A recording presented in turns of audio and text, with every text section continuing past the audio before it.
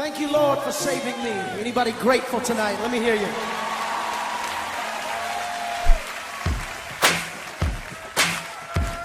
Put your hands together.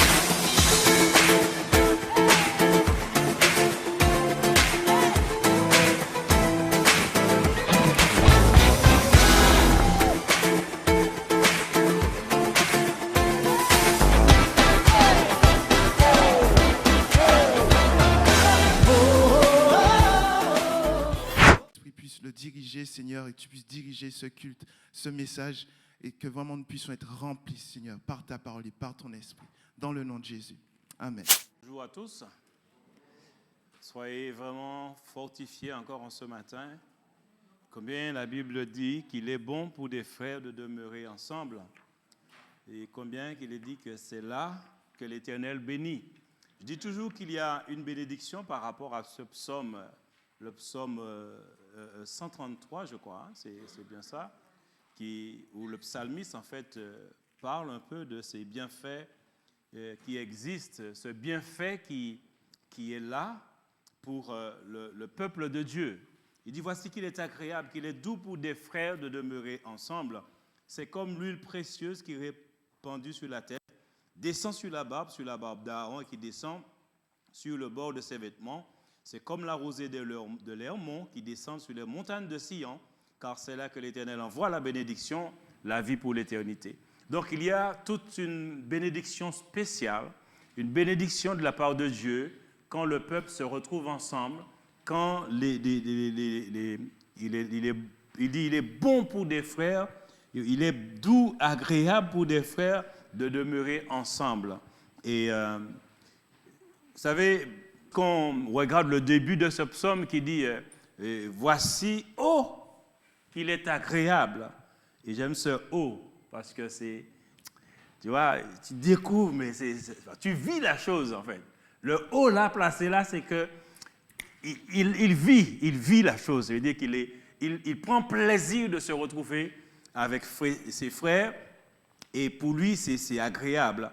Et donc, si la première partie de ce texte qui dit « Voici qu'il est agréable, qu'il est doux pour des frères de demeurer ensemble », le reste, en fait, si on ne vit pas cela, le reste ne peut pas, la bénédiction spéciale, on ne va pas pouvoir le voir, on ne va pas pouvoir en bénéficier. Parce que si je suis parmi mes frères et je suis de mauvaise humeur, et en fait, mon cœur n'est pas là, mon cœur n'est pas présent.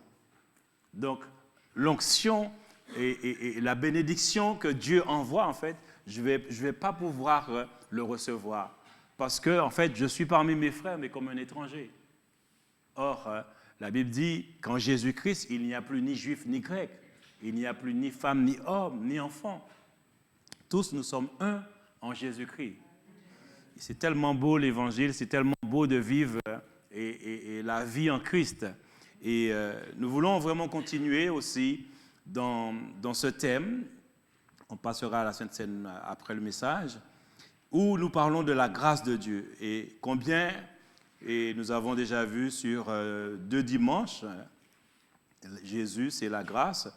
La grâce qui vient en fait à rencontrer des personnes, et combien, quand la grâce vient rencontrer ces personnes, il y a vraiment des choses qui se passent.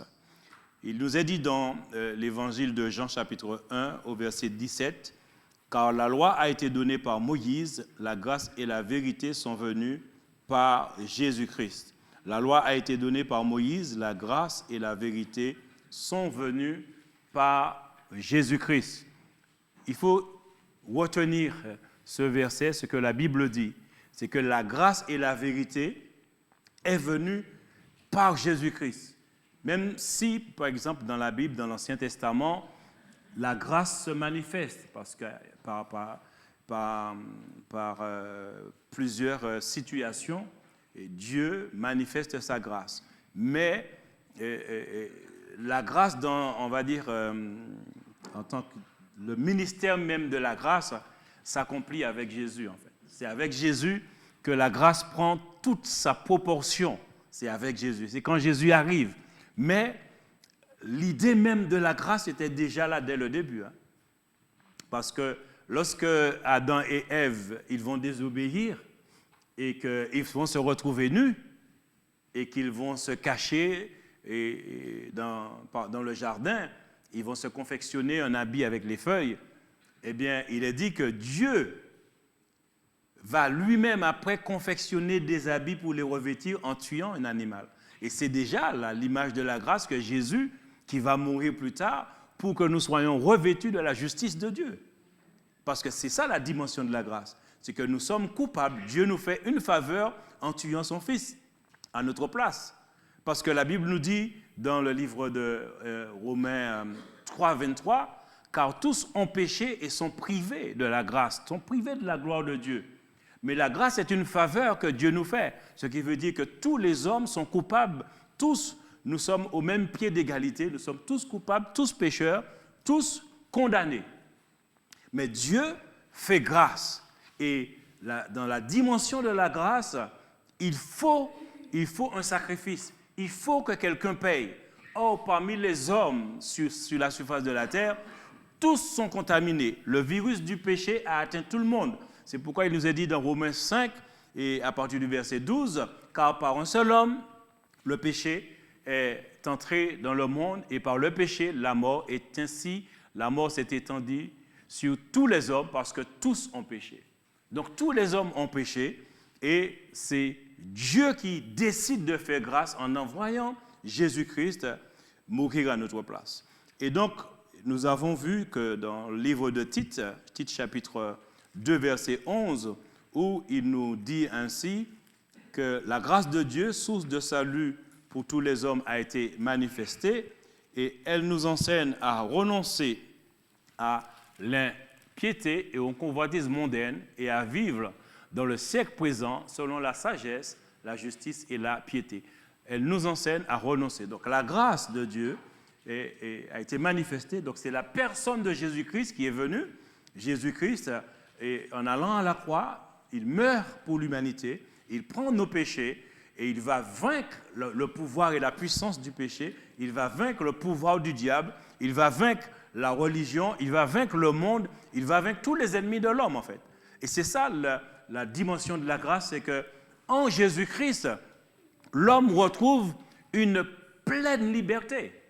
Et c'est dommage que souvent, c'est peut-être après des années qu'on comprend vraiment la dimension de la grâce.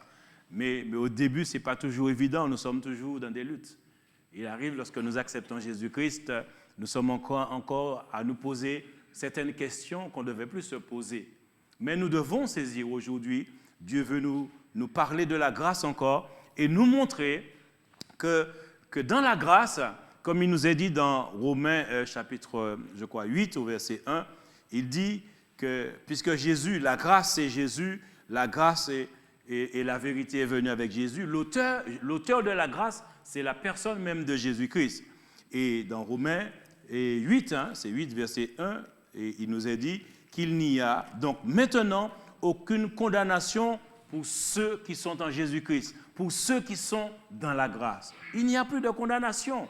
Donc, la grâce apporte la liberté totale.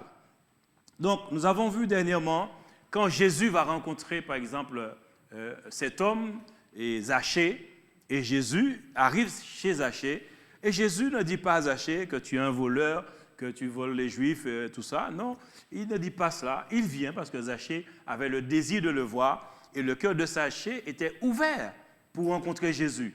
Et dès que Jésus est dans sa maison, Zachée va se repentir. Il dit, Jésus, mais si j'ai fait du mal à quelqu'un, moi je veux le pardonner. Si j'ai fait du tort, si j'ai volé, je veux rendre même 4 fois ce que j'ai volé. Jésus n'a rien dit. Jésus n'a rien dit. Et il est important pour nous de comprendre, en fait, la grâce ne nous condamne pas, mais la grâce nous éclaire. Et quand la grâce frappe à notre cœur, quand la grâce vient à nous, en fait, ce que la grâce fait, la grâce en apportant la lumière, on se découvre soi-même. On se découvre soi-même. Et quand Jésus vient dans une vie, tu es obligé de voir ce qui est en toi et qui ne plaît pas à Dieu. Jésus vient, il ne te condamne pas, il ne t'accuse pas. Non, ce n'est pas son rôle. L'accusateur des frères, il est dit que c'est le diable, que c'est Satan. Par contre, si c'est Satan, Et il va te montrer la loi et il va te dire il est interdit, il est interdit, il est interdit. Après, tu ne sais plus quoi faire. Et parce que tout ce que tu vas essayer de faire, tu ne vas pas pouvoir t'en sortir. Et à un moment donné, tu seras vraiment déçu. Et donc, quand c'est le diable qui vient, et puis avec même cette parole de Dieu qui t'emmène cette connaissance de la grâce, il va utiliser cette parole aussi en tant que loi aussi pour te frapper et te condamner. Alors que quand Jésus, lui, il vient, il dit « Je suis la lumière du monde. Celui qui me suit ne marche pas dans les ténèbres, mais il a la lumière de la vie. » Tu as la lumière de la vie. Même si tu n'as pas toute connaissance tout de suite, mais au fur et à mesure de ta vie de persévérance, en fait, la lumière grandit en toi. Il grandit de plus en plus. Et tu te découvres, mais aussi tu découvres ton Seigneur. Et tu découvres quelle merveille, quelle grâce d'appartenir à ce Dieu vivant, à ce Dieu tout-puissant, qui est notre Seigneur Jésus-Christ. Et puis nous avons Pierre qui rencontre Jésus dans la barque et qui toute la nuit avait pêché sans rien prendre. Et aussi, il a tout mis en œuvre parce que c'est un homme, on va dire, qui connaît la pêche, un professionnel. Donc, il connaît les règles et les lois de la nature pour savoir que le soir, c'est mieux de sortir pour pêcher, jeter les filets, parce que les poissons viennent plus près de la berge. Mais il a tout essayé. Ce jour-là, il n'a rien pris. Et Jésus arrive, Jésus monte dans la barque, Jésus va prêcher à la foule, et après, il dit, Pierre, avance en eau profonde et jette ton filet. Et Pierre va lui dire, mais Jésus, mais toute la nuit, j'ai péché. Toute la nuit, j'ai fait des efforts. Et il a appliqué la loi, les règles de la pêche, mais lui-même étant aussi sous la loi, parce que lorsque Jésus arrive en Israël, toute la nation d'Israël se trouve sous la loi, c'est-à-dire la loi de Moïse. Donc, quand Jésus arrive, la grâce arrive, mais la loi est là. Et donc, Jésus, au travers de ces différentes manifestations dans le Nouveau Testament, en fait, le combat de Jésus, c'était d'éclairer le peuple d'Israël, de leur faire comprendre en fait que la grâce est arrivée. Mais c'était difficile pour eux. Et par plusieurs manifestations, comme pour Pierre, quand il vient vers Pierre, à chaque fois, il ne vient pas pour condamner. À chaque fois, il démontre que la grâce ne condamne pas. La grâce ne tue pas. La grâce ne détruit pas. La grâce est là pour éclairer et pour pouvoir, celui qui fait confiance à Dieu, vraiment d'avancer dans la vie et de prospérer. Et Jésus, quand il dit à Pierre, avance, jette ton filet, c'est ce qu'il va faire. Et quand il jette son filet, il va prendre un maximum de poissons, il va faire une pêche abondante, et au point que les filets étaient prêts à craquer, au point que même la barque s'enfonçait. Il a appelé ses autres collègues qui, eux aussi, ont mis les poissons dans la barque, et les deux barques étaient vraiment prêts à s'enfoncer tellement que la pêche était abondante. Mais Pierre n'avait jamais fait de pêche comme ça dans sa vie. Un homme sous la loi qui attend ce que Moïse avait dit. Moïse a dit, il y a un autre prophète qui va venir après moi, seulement recevez-le. Et dans ce même texte, je crois, c'est dans Deutéronome 12, je crois, eh bien, il parle de Jésus qui allait venir, et il dit que les gens qui n'allaient pas écouter ce prophète seraient exclus du peuple. Et pourtant, Jésus était là, la grâce était là, et je puis vous dire que les Juifs ont plutôt été des obstacles à la grâce. Or, Jésus, quand il se manifeste, il démontre en fait que lui, il vient pour apporter la vie, pour apporter l'abondance de la vie. Et Pierre, devant cette pêche abondante, lui aussi, plutôt que de dire « Oh là, mais c'est la première fois, mais qui es-tu? Quel secret que tu as? Donne-moi ton secret !» Vous savez, si peut-être dans la vie de notre foi, un serviteur, on voit qui a l'onction, qui a puissance, on va essayer de l'approcher et lui dire « Mais comment tu fais? Qu'est-ce que tu fais? Combien de temps de prière que tu fais? Combien de temps de jeûne que tu fais ?» Donc on veut avoir le secret pour avoir l'onction. Mais Pierre, c'est l'abondance de la grâce. Il n'a pas cherché à savoir quelle onction Jésus avait. Il a dit, Seigneur, il s'est mis à genoux. Seigneur, je suis un homme pécheur, retire-toi de moi. La grâce, l'abondance de la grâce lui a fait prendre conscience que moi, un marin pêcheur aussi chevronné, je maîtrise la pêche. Et toi, tu sors de nulle part et tu viens, tu me fais prendre une pêche comme ça. Toute ma vie, je n'ai jamais fait ça. Et elle a dit, non, c'est que j'ai quelque chose. Il y a quelque chose chez moi qui ne va pas. C'est moi qui ai un problème. Et donc, la grâce vient pour t'éclairer. Et c'est merveilleux. de découvrir cette dimension de la grâce avec Jésus dans les évangiles. Et nous allons voir aujourd'hui, dans Jean 5, versets 1 à 18, la grâce de Dieu te fait sortir sous le joug de la religion, sous la domination de la religion. N'oublions pas que la situation d'Israël, Israël était à ce moment-là sous la loi de Moïse, mais ils étaient aussi sous la domination des Romains. Donc il y avait cela. Alors je lis Jean 5, versets 1 à 18. Il est dit, après cela, il y eut une fête des Juifs et Jésus monta à Jérusalem. Or, à Jérusalem, près de la porte des brebis, il y a une piscine qui s'appelle en hébreu Bethesda et qui a 5 portiques. Sous ces portiques étaient couchés en grand nombre des malades, des aveugles, des boiteux, des paralytiques qui attendaient le mouvement de l'eau. Car un ange descendait de temps en temps dans la piscine et agitait l'eau. Et celui qui y descendait le premier, après que l'eau avait été agitée, était guéri, quelle que fût sa maladie. Là se trouvait un homme malade depuis 38 ans. Jésus, l'ayant vu coucher et sachant qu'il était malade depuis longtemps, lui dit, « Veux-tu être guéri ?» Le malade lui répondit, « Seigneur, je n'ai personne pour me jeter dans la piscine quand l'eau est agitée. Et pendant que j'y vais, un autre descend avant moi. Lève-toi, lui dit Jésus, prends ton lit et marche. » Aussitôt, cet homme fut guéri, il prend son lit et marcha. C'était un jour de sabbat. Les Juifs dirent donc à celui qui avait été guéri, « C'est le sabbat, il ne t'est pas permis d'emporter ton lit. » Il leur répondit, « Celui qui m'a guéri m'a dit, prends ton lit et marche. » Ils lui demandèrent, « Qui est l'homme qui t'a dit, prends ton lit et marche ?» Mais celui qui avait été guéri ne savait pas qui c'était, car Jésus avait disparu de la foule qui était en ce lieu. Depuis, Jésus le trouva dans le temple et lui dit, « Voici, tu as été guéri, ne pêche plus, de peur qu'il ne t'arrive quelque chose de pire. » Cet homme s'en alla et annonça aux Juifs que c'était Jésus qui l'avait guéri.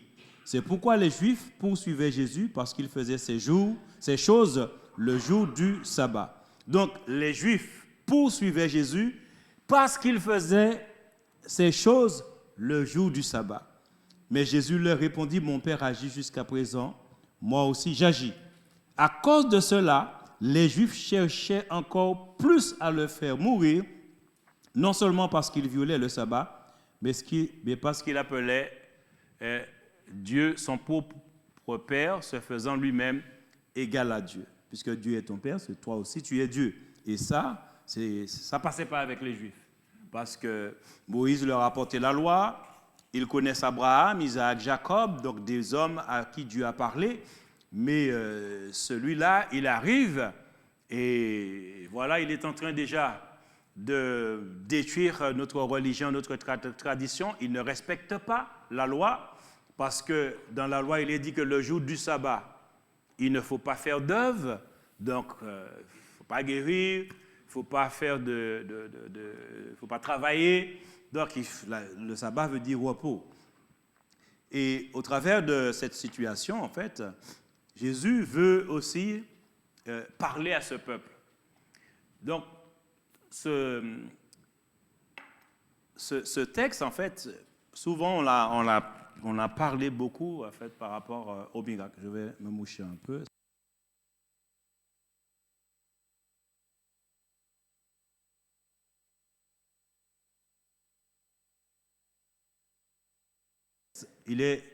Nous mettons toujours en avant le miracle, la situation de cet homme, et qu'on applique aussi à toute situation que nous vivons ici-bas aujourd'hui.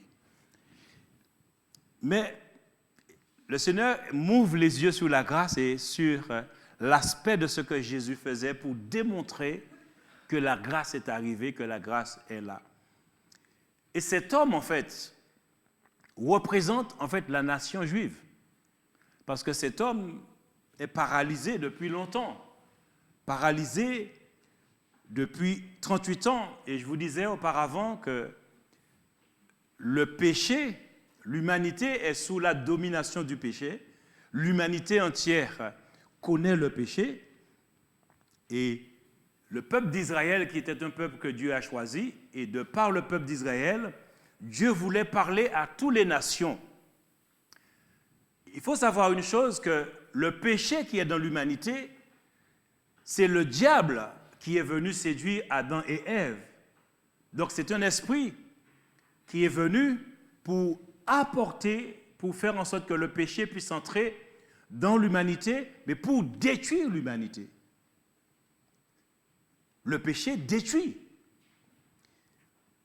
Nous, quand on lit l'Ancien Testament, on constate une chose. Au fur et à mesure que les hommes se multipliaient sur la surface de la terre, dans Genèse, je crois, le chapitre 6, il va y avoir un jugement qui va arriver sur les hommes à un moment donné. Parce que, dans ce temps-là, les fils de Dieu étaient venus vers les filles des hommes et il y avait des géants sur la terre. Et puis, il est dit en fait qu'en ce temps-là aussi, les hommes avaient tout le temps leur pensée uniquement vers le mal. Il dit que Dieu qui les a créés, ils avaient oublié. Ce qui fait que, à ce moment-là, le péché prenait de l'ampleur. Donc, avec le péché, il y a les guerres, il y a les violences, il y a la mort. Et donc, un certain temps, plus on avançait, plus le péché faisait des ravages. Et Dieu qui est sage, en fait, il a mis un garde-fou. Et il a donné la loi. Il a donné la loi, et la loi a été à ce moment-là comme la police, comme une police. Je veux dire que pour maintenir les personnes, pour qu'ils n'aillent pas trop loin. Je veux dire que pour sanctionner, pour mettre en prison, c'est ce que la loi faisait. Mais la loi ne pouvait pas changer le cœur des gens, ne pouvait pas changer les hommes. Ce n'est pas possible. La loi ne change aucune personne. Et donc, cet homme qui est là représente la nation juive, la nation d'Israël, qui depuis bien longtemps observe la loi. Mais la nation juive est paralysée comme cet homme qui est paralysé depuis 38 ans. Paralysé, veut dire que cet homme n'a pas de délivrance, cet homme n'a pas de salut. Et pourtant, dans cette situation-là, il y a une grâce providentielle. Un ange descend dans la piscine et remue l'eau. Mais le premier qui descend, il est guéri, mais totalement, quelle que soit sa maladie. C'est formidable. C'est une grâce qui était là, c'est une grâce providentielle. Tous les Juifs, ils ont la loi. Tous, ils connaissent la loi. Mais pourtant, c'était chacun pour soi et démerde-toi. Et là, il n'y a plus de... Vous comprenez? On est sous la loi. Même les chefs religieux, là.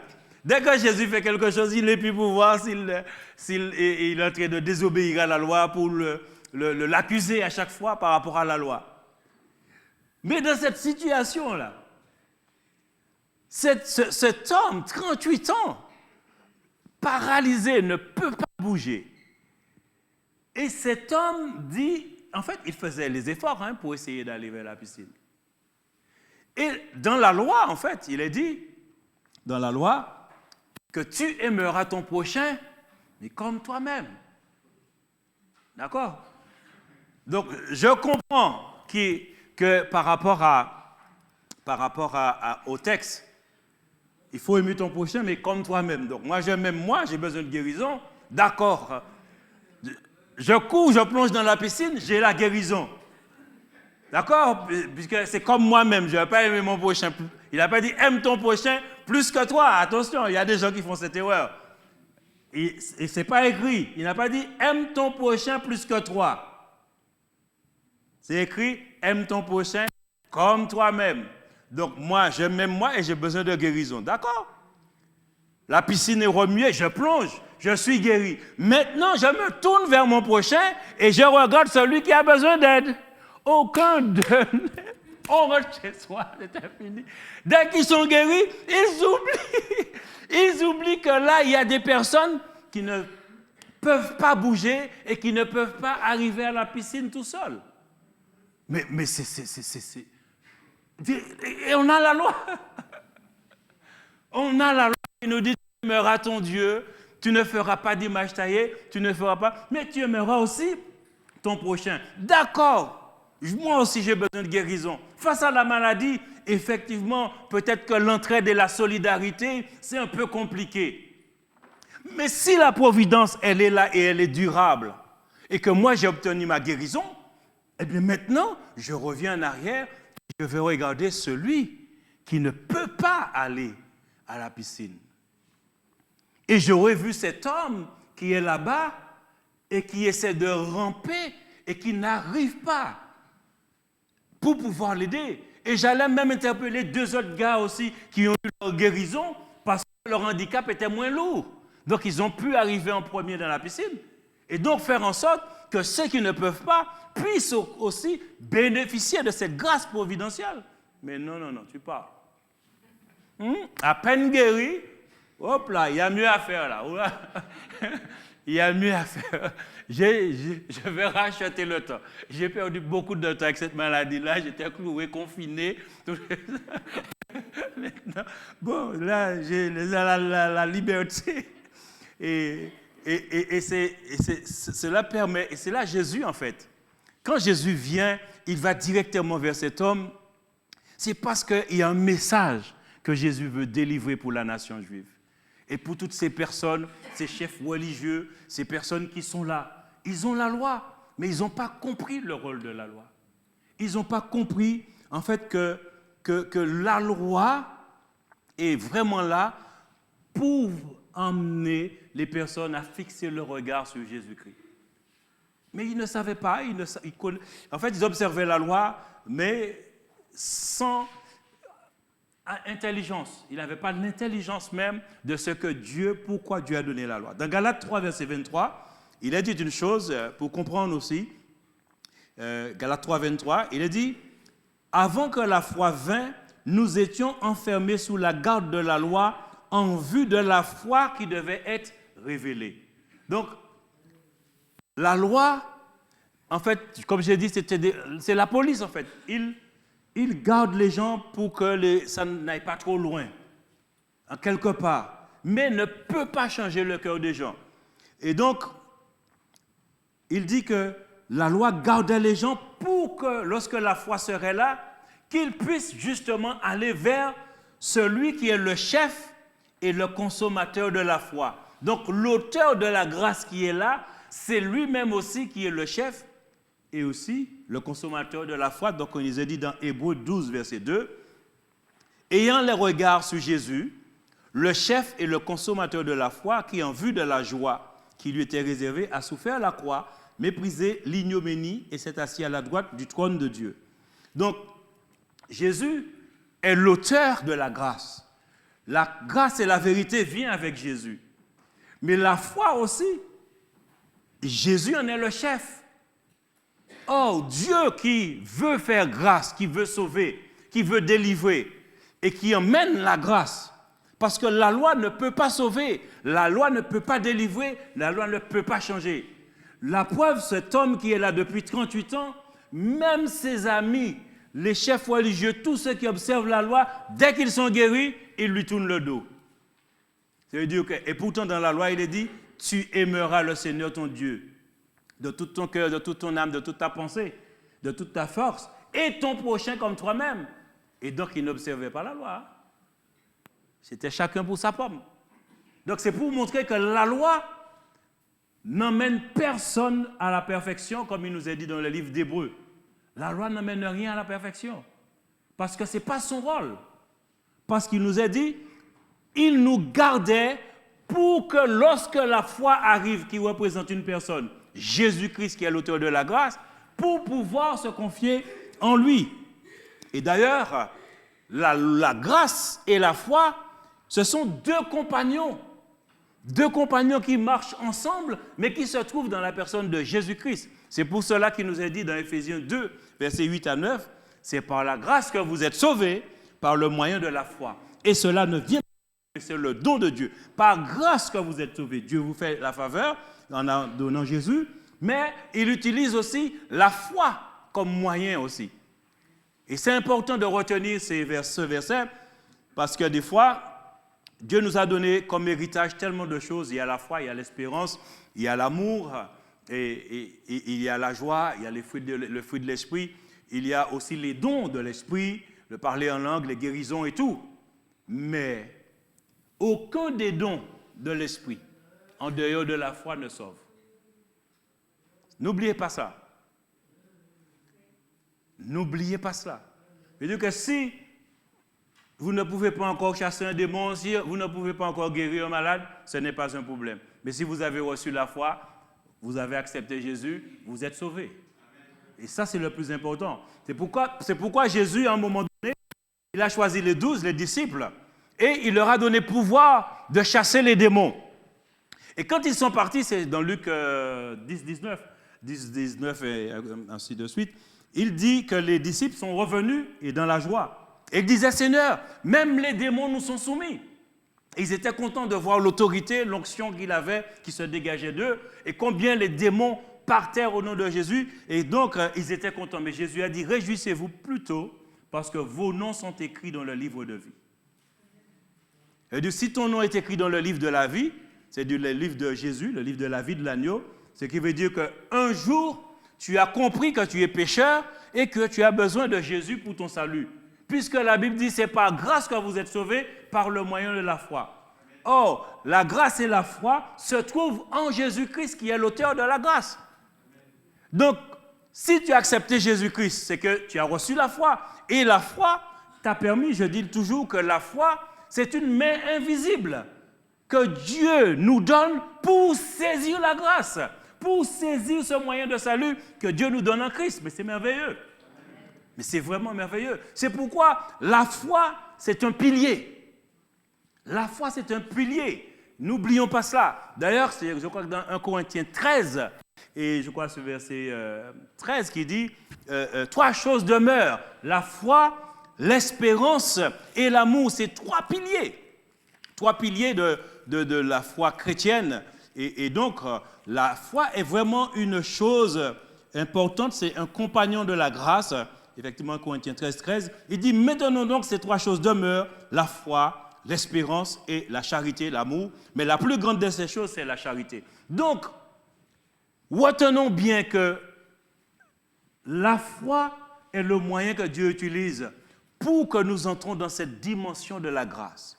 Et tous ceux qui ont dit oui à Jésus-Christ ont reçu cette foi, parce qu'il nous est dit dans Romains 5, verset 17, la foi vient de ce qu'on entend, et ce qu'on entend vient de la parole de Dieu. C'est pourquoi c'est une grâce si tu ce matin, ou encore ce message puisqu'il était enregistré, tous ceux qui entendent ce message, mais c'est une grâce si tu entends ce message, parce que tu sais comment parvenir au salut. C'est en acceptant Jésus-Christ. Il faut croire en Jésus-Christ, qui est l'auteur même du salut de l'humanité, mais qui est l'auteur de la grâce. Et Jésus, qui est l'auteur de la grâce, quand il vient par rapport à la nation juive, parce que ça aussi c'était un combat, Jésus sait qu'il doit mourir pour détruire la puissance du péché, la puissance du diable. Il sait que c'est sa mort qui doit régler cette situation. Mais pour faire comprendre à sa nation, là, à son peuple, par rapport à la loi, c'était un sacré problème. Hein? C'était vraiment difficile. Difficile, ils sont ancrés dans la religion, ils sont ancrés dans Moïse, et Jésus est là. Ils ne veulent pas que Jésus dérange la loi, que Jésus dérange la religion, le judaïsme. Et d'ailleurs, il est dit qu'il cherchait Jésus pour le tuer à cause de cela. Pour deux choses, parce que Jésus disait que Dieu était son Père, mais aussi parce que Jésus ne respectait pas le sabbat. Donc, je vous disais que le sabbat et la loi, cet homme de 38 ans représente la loi. Et Jésus, effectivement, quand il vient vers cet homme, il va effectivement le guérir. il va lui demander, vraiment veux-tu être guéri? Il va commencer à dire, je ne trouve personne. Donc j'ai déjà prêché là-dessus et apporté ce message effectivement d'une autre manière. Mais là, c'est pour parler vraiment de cette dimension de la grâce, où Jésus effectivement va guérir cet homme. Il va lui dire, prends ton lit, lève-toi, prends ton lit et marche. Et vous savez, Jésus, je ne sais pas s'il a fait, alors je ne vais pas dire exprès, mais en fait, de guérir, mais le jour du sabbat. Or, il est dit que le jour du sabbat, il ne faut pas faire d'œuvre, il ne faut pas apporter de fardeau, on ne doit pas faire d'œuvre. Et donc, il guérit cet homme. Parce que le message, c'est pour démontrer à la nation juive et surtout aux gardiens de la loi, les pharisiens et les sadducéens, leur conception de la loi est erronée. Puisque la loi conduit à Christ, conduit à Jésus. Or, Jésus arrive, la grâce arrive, donc la loi va vers sa fin, puisque Jésus n'est pas encore mort à la croix, je dis va vers sa fin. Et donc, Jésus, effectivement, il va guérir, il va guérir cet homme, parce que Jésus, il sait ce qu'il va faire. Il sait quand il va à la loi, il va à la croix, plus ou moins. En allant à la croix, il sait qu'il met fin à la loi, mais c'est à la croix que ça va se passer. Mais il déjà, par anticipation, au travers de cet homme, il veut parler à la nation. Parce qu'ils sont durs de la feuille, hein, franchement. Ils sont durs de la feuille et durs d'entendement. Hein. Parce que Jésus a fait les miracles, Jésus a fait des choses, mais toujours il voulait le tuer, hein, à cause de la religion. Alors que la Bible nous dit, dans Colossiens 2, versets 14 à 17, plus tard, puisque lorsqu'il est mort, il est ressuscité, et le Saint-Esprit est descendu, donc il a choisi cet homme, l'apôtre Paul, qui était un témoin de Jésus-Christ, fidèle. Et donc, il est dit, il a effacé l'acte dont les ordonnances nous condamnaient et qui subsistait contre nous, et il l'a détruit en le clouant à la croix. Il a dépouillé les dominations et les autorités, et en les livrant en spectacle, publiquement en spectacle, en triomphant d'elles par la croix. Et verset 16, il dit, « Que personne donc ne vous juge au sujet du manger ou du boire, au sujet d'une fête, d'une nouvelle lune ou des sabbats. » Puisque dès qu'il arrive à la croix, il met fin. C'est-à-dire que le policier, là, et regardez bien une chose, la loi est comme un policier. Hein. Le gars est malade, le tien, là, il paralysé, en prison. Quand tu ne veux pas de la grâce et tu cherches la loi, tu t'emprisonnes, tu te paralyses, tu ne peux pas avancer, tu ne peux pas jouir de la liberté, ce n'est pas possible, puisque ce n'est pas le rôle de la loi de te donner la liberté. Il y a une loi de liberté, mais c'est par le Saint-Esprit que tu l'as. Pas par la loi, c'est par le Saint-Esprit. Mais la loi doit jouer son rôle, c'est de te montrer la difficulté que tu as de te sortir toi-même d'affaires pour que tu cries « Dieu Tout-Puissant, sauve-moi. Dieu Tout-Puissant, j'ai besoin de toi. » Parce que même si il est interdit, tu vas essayer d'observer, tu vas essayer de mettre des principes, ça ne va rien t'apporter. Tu seras toujours déçu. Mais quand tu laisses la grâce s'approcher de toi, Jésus vient, tu vas être guéri. Il commence à dire, bon, Jésus dit, lève-toi, prends ton lit, marche. C'est ce qu'il a fait. Il dit que quand la grâce arrive, la grâce touche le cœur de la personne. Il le libère, il lui donne le salut par grâce. Mais le délivre des démons, le délivre de la religion. Jésus, en fait, à la croix, c'est ce qui se passe. C'est pourquoi tous ceux qui acceptent Jésus-Christ, qui reçoivent la grâce, et qui veulent retourner dans la loi, vous mettez en prison. ne me dites pas de venir prier pour vous, parce que tout est accompli. Vous comprenez? Parce qu'en fait, bien souvent, il y a des personnes qui sont attaquées spirituellement par des démons. Mais pourquoi? Parce qu'ils retournent dans la loi. Parce qu'ils retournent dans la loi. Le diable utilise la loi pour massacrer les gens. Il utilise la loi. Quoi? Toi, tu es dans la loi. Tu veux observer la loi. Tu veux retourner aux traditions de la loi. Eh bien, ce qui se passe, tu es toujours en train d'accuser les autres. Pourquoi? Parce qu'ils ne font pas comme toi. Ah, vous n'observez pas le sabbat. Ah oui, il faut faire... Ah oui, on est toujours en train d'accuser les autres. Alors que la différence, quand la grâce vient, tu n'accuses pas les autres, tu ne vois pas que les autres ne font pas, tu ne vois pas que le péché ne fait pas, et tu ne vois pas que les autres ne font pas ou n'observent pas, mais tu te vois. Toi, tu dis, je suis un homme pécheur, je constate que je suis limité. Seigneur, viens à mon secours. Je reconnais aujourd'hui que je suis resté longtemps, mais je ne comprenais pas. Aujourd'hui, j'ai besoin de toi. C'est ce que la grâce fait, il t'éclaire. Il ne te permet pas de rester avec le policier là, les bras croisés, et puis qui te regarde, et puis il ne t'aide pas, il ne te prend pas, ne te balance pas dans la piscine. Parce que c'est ce que les Juifs ont fait. Ceux qui étaient guéris partaient chez eux, ils l'oubliaient, ceux qui étaient malades. Et donc, quand Jésus lui-même, il vient, et je dis Jésus le fait exprès, parce qu'il guérit les gens le jour du sabbat. Donc, il les provoque. Regardez bien ce qui se passe. L'homme, il est guéri, et effectivement, il prend son lit, il part. Qui c'est qui l'arrête?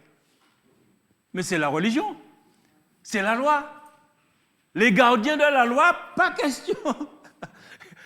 Aujourd'hui, c'est jour de sabbat, il ne t'est pas permis d'emporter ton lit. C'est quoi ça? Qu'est-ce que ça veut dire? Vous vous rendez compte? Comment la loi est dure? Comment les gardiens de la loi sont très durs?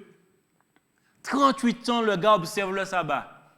Parce que le sabbat veut dire repos. Sabbat égale repos. Un gars qui est paralysé sur sa natte depuis 38 ans ne sait pas se mouvoir tout seul, ne sait pas bouger tout seul. Il faut qu'on l'aide. Donc 38 ans de sabbat, et même les chefs religieux, les personnes qui observent le sabbat comme lui-même, ils n'ont pas vu qu'en dehors des sabbats, que cet homme-là, il fallait l'aider. Ils ne sont jamais venus. Le jour que la grâce arrive, et la grâce le délivre de la religion et de la loi, qui c'est qui se présente? Les gendarmes de la loi, les gardiens de la loi. Il ne t'est pas permis de faire ça. Il ne t'est pas permis de faire ça. Il est vrai que Jésus a eu fort à faire, mais cet homme aussi donne une leçon à tous ceux qui aujourd'hui, parce que cet homme, Jésus n'était pas encore mort. Cet homme, Jésus, et par anticipation, lui montre le décor et la splendeur de la grâce en le délivrant. Amen.